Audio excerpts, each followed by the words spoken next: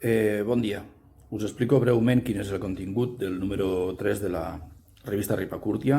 En aquest cas, aquest número que va sortir el 2021 ens ofereix els continguts de les jornades que es van celebrar el 2020, al setembre de 2020 a Pont de Suert. Són jornades dedicades al paisatge ribagorçà i, per tant, aquest número de Ripacurtia està dedicat al paisatge ribagorçà, singularment, sobretot, al paisatge alt ribagorçà. D'acord? Hi ha dos articles dedicats als boscos ribagorçans, un en projecció, diguem-ne, cap al passat, que és el de Lluís Florit, i un altre en projecció més cap al futur, a càrrec d'Anna Ibars.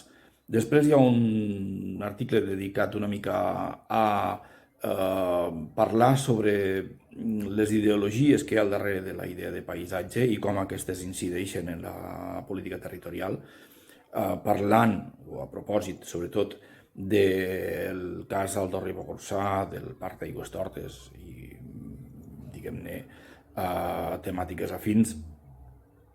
Després hi ha un article a càrrec de Ferran Pons que parla sobre com els elements paisatgístics són reinterpretats o reutilitzats en funció d'un marc, diguem-ne, socioeconòmic canviant.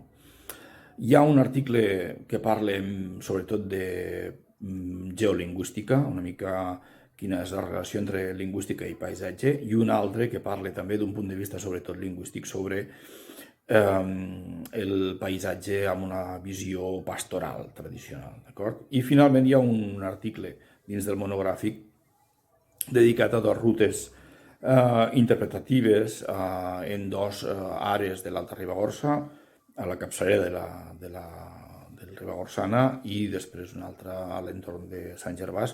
Aquest article a càrrec d'Òscar Alemán, que és geògraf i guia de muntanya. I després, en l'apartat de recensió, que sol ser també un apartat present als números de Ripacurtia, en aquest cas hi ha una recensió del llibre Viatge universal pel Pirineu de David Alegre. D'acord, doncs aquest seria una mica el resum del contingut del número 3 de Ripacurtia. Gràcies.